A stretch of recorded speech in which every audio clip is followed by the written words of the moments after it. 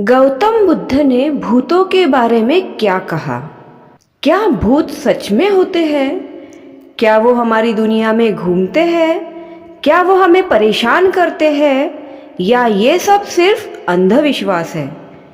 दोस्तों, आज हम आपको वो सच बताएंगे जो स्वयं भगवान बुद्ध ने भूतों, जिन्हें पाली भाषा में पेत कहा गया, उनके बारे में बताया है।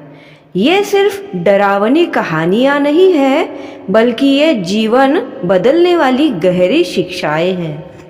बुद्ध ने कहा, भूत पिशाच कोई अलग शक्ति नहीं, बल्कि वे प्राणी हैं जो अपने बुरे कर्मों के कारण उस लोक में जन्म लेते हैं।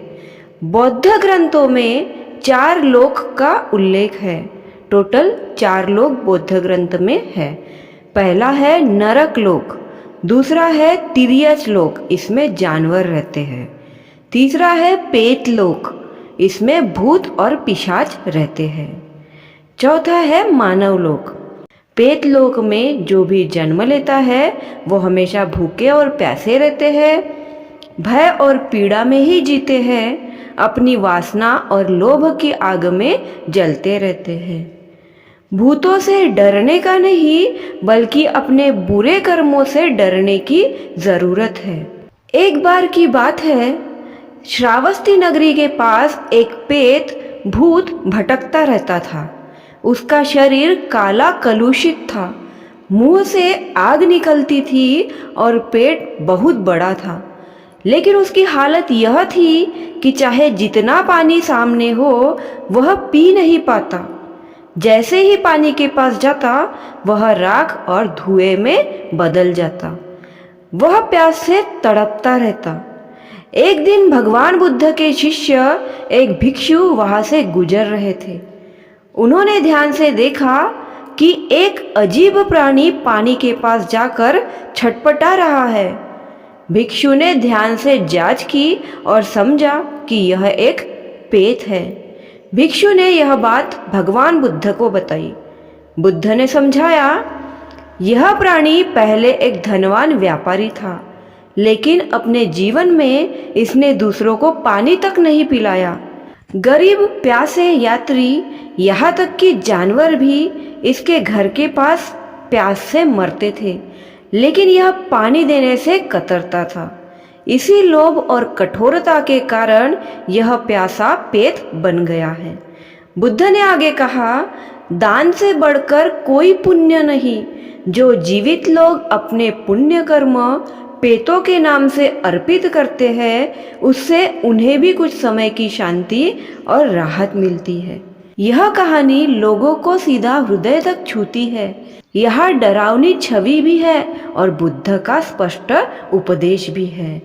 इस कहानी से हमें सीख मिलती है, पानी पिलाना, दान करना, ये साधारण लगने वाले काम भी आत्मा के भविष्य को बदल सकते हैं। एक ब्राह्मण बहुत दान पाता था, लेकिन कभी किसी को कुछ नहीं देता। मृत्यु के बाद वह प्रेत योनि में जन्मा। उसका शरीर बढ़ा, पर पेट जलता हुआ।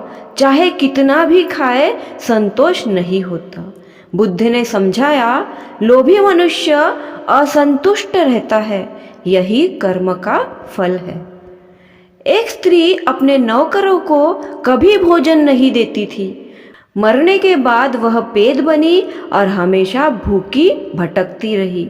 उसका स्वर इतना डरावना था कि गांव वाले सहम जाते।